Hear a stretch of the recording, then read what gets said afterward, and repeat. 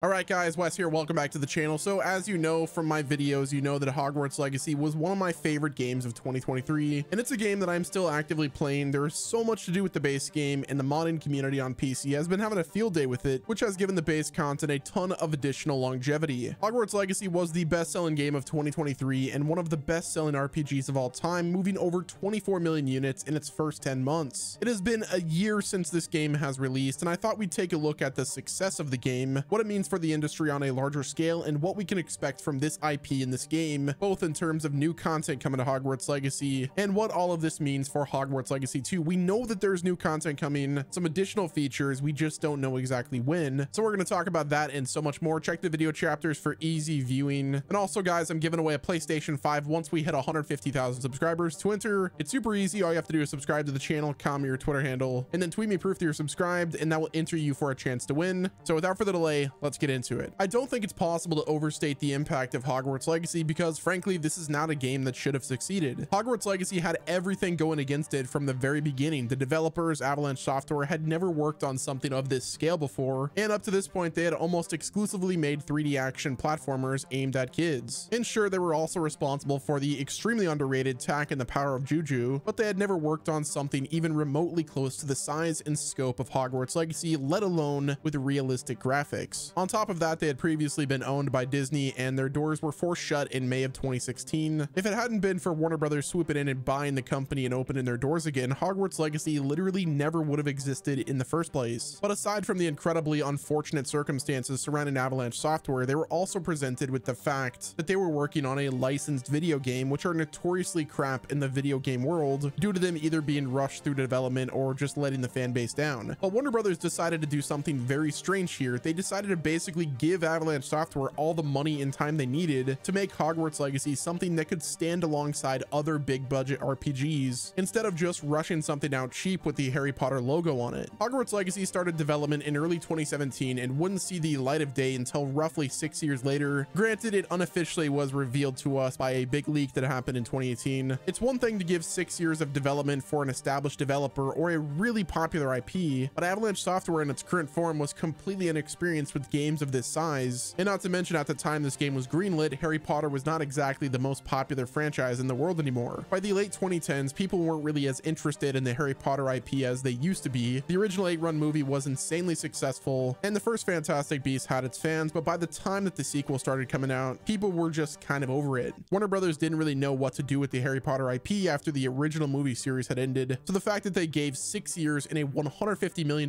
budget to a relatively inexperienced developer to make a AAA game based on this franchise is a miracle. I seriously have no idea how this project was greenlit, and I'm so glad that it did. So whoever it was that convinced Warner Brothers to fund this thing, huge W to you. Now, whenever it comes to the follow-up to Hogwarts Legacy, there is a few directions that it can go from where the original game left off, and I'm very eager to hear from Avalanche Software what exactly they plan on doing here. The main two areas where Hogwarts Legacy 2 could take us by surprise are the RPG mechanics and the setting. On the gameplay side of things, it's very likely that Hogwarts Legacy 2 expands upon the mechanics that unfortunately had to be cut due to either time constraint or budget. Either way, just the stuff that never got to see the light of day in Hogwarts Legacy 1 should be an area of focus for the sequel. In case you didn't know, a number of data miners revealed that Hogwarts Legacy originally had some much deeper RPG mechanics and better NPC interactions, and there are still remnants of these systems hidden within the game files. It seemed that there was some kind of morality system in play that would possibly punish you for your behavior around Hogwarts, potentially pushing you down a darker or lighter path depending on how you spend time between classes, similar to what we've seen in the Harry Potter books and movies. However, the morality system was entirely cut in the final build of the game, likely in an attempt to be less oppressive to casual gamers who wanted to play a Harry Potter game without being thrown into an in-depth RPG. There's also the fact that there was probably budget issues, time constraints. I'm sure if they wanted to do a full morality system, the game would be delayed, and it could be that the game would not even be released by this time if they decided to push for some of those mechanics. I think the best way to describe Hogwarts Legacy and how the community has done it is the game is a great Harry Potter open world game, but a bad Harry Potter RPG, and I think that's going to be the main area where Hogwarts Legacy 2 is going to improve. I don't think there's any way that Hogleg 2 comes out and it doesn't have an in-depth morality system like what was cut from the original. So much of the Harry Potter universe is based around the decisions that the characters make. I mean, take it from Dumbledore himself, it is our choices, Harry, that show what we truly are, far more than our abilities. I mean, you have to agree that it's very strange how the unforgivable curses have practically no in-game ramifications in Hogwarts Legacy, which is another likely result of Avalanche Software having to scrap the entire morality system. I know I'm not the only one who would like to see the world react a bit more to using forbidden curses or using more ruthless methods against enemies instead of finding more peaceful ways to resolve the issue. Again, this is the Harry Potter universe we're talking about. There absolutely should be a moral conflict in the gameplay, especially if you're given access to unforgivable curses. But aside from the gameplay, the other avenue where the sequel could take us by surprise is the setting. Hogwarts Legacy took place roughly 100 years before the first Harry Potter book, but what if the sequel didn't just pick up where the game left off? What if instead the sequel took place after the Harry Potter books and let us see the aftermath of the showdown with Voldemort's army? Or what if the sequel takes place before the first Harry Potter book, allowing us to see Voldemort's first initial rise to power and first attempt to take over the wizarding world? Now, there's also the possibility that Hogwarts Legacy 2 actually takes place during the Harry Potter books and has us playing a new character in the background of the main events of the iconic stories. In fact, I think that might be the best possible scenario for this game's setting, outside of the obvious, which is just a continuation of the first game story. How many of you guys remember the Godfather video game from 2006? For those of you that have never heard of it, the Godfather was an open world GTA clone based on the first Godfather movie, but rather than adapt the events of the film beat for beat, it instead had you playing as a brand new character whose story is taking place at the same time as the classic film, and every once in a while your character's story would overlap with the events of the film, and you got to see it from a whole new perspective. What if Hogwarts Legacy 2 is going to do something similar, but for the classic Harry Potter stories? What if the story takes place over multiple years and had us playing as a fellow student of Harry, Ron, and Hermione, but instead of taking part in their stories directly, we instead get to see their stories from afar while also going on our own adventures that loosely connect to what the main trio is doing? It would be pretty hard to pull off in a seamless manner, but I think that would be an awesome opportunity for longtime fans of the series to get a new perspective on the iconic events, while also being a great way for the new fans of the Harry Potter universe to be introduced to the classic tales of Sorcerer's Stone, Chamber of Secrets, Goblet of Fire, and so on and so forth. Obviously, that would be a pretty controversial way of doing things. I'm sure with Hogwarts Legacy 2, they're going to continue things based on where the last game had us. We'll probably go in the 6th year, and then they'll just continue the story where we left off. But again, this is a huge universe with tons of different stories to tell across different time periods, and honestly different schools as well. But don't let all of this talk about the sequel get you discouraged about the prospect of DLC, because Avalanche Software more or less confirmed a few weeks ago that they're cooking up some new content for the original game, and we should be hearing more about it in the coming months. As a sort of acknowledgement of the first game's anniversary, Avalanche confirmed that the PlayStation exclusive quest and the cosmetic content will be coming to the Xbox, PC, and Nintendo Switch versions of the game later in 2024, but they also teased that new content is coming. They said they had new features, but they didn't clarify whether this meant paid DLC or just some smaller stuff like new spells, cosmetics being added to the game for free, or just other basic quality of life features. It's kind of a given at this point that due to the insane overachievement of Hogwarts Legacy, Avalanche Software and Warner Brothers were completely unprepared to make a paid DLC, despite the insane demand for it post-launch. But now that some time has passed and all of the versions are out that they want to release and the dust has kind of settled, it's very possible that this new content, quote unquote, that the team was teasing a few weeks ago is a major story expansion and not just some smaller stuff that would come out in a free update. Major story expansions for single player games kind of fell out of style for a while, but they're starting to become more fashionable again, largely thanks to games like Cyberpunk 2077 and God of War Ragnarok releasing free DLC, proving that they can still be insanely successful. And since Hogwarts Legacy was the best-selling game of 2023, I think Warner Brothers is fully aware of that fact, that a paid expansion would sell extremely well, even if it takes another year to get out onto the market. But we should hear over the next few months what exactly Avalanche Software is cooking up for the future of Hogwarts Legacy, and hopefully whenever they promise new content, they actually did mean something new, like an expansion, possibly like a bigger DLC, because I'm not the only one who is getting desperate for new single player content in this game. The mods are awesome, and I love seeing the community take over when it comes to supplying new experiences in this game, but user-made content can only take you so far, and a paid expansion would not only be awesome for those of us who have been supporting the game since day one, but it would also be a great way to hold fans over until the sequel officially drops, which likely isn't going to be for at least another 4 to 5 years. But what do you guys think about the future of Hogwarts Legacy, and what do you think about the state of this game 1 year after launch? While there are a ton of ways that the sequel can improve upon the original game's formula, there are a ton of things that the original game did extremely well, and I think Avalanche has a fantastic jumping off point for their next Harry Potter RPG. Whether or not that ends up being a sequel to Hogwarts Legacy or something completely new. This universe is huge and I cannot wait to see where Avalanche takes things with the next game, but all there is to do now is to just kind of wait. And for that, I say mischief managed. Thank you all for watching this video, guys. If you enjoyed my coverage of Hogwarts Legacy over the year, do me a favor, hit the like button, subscribe to the channel with your notifications turned on. Don't forget to enter that 150,000 subscriber PS5 giveaway. And until next time, this has been Wes, and I will talk to you guys again soon.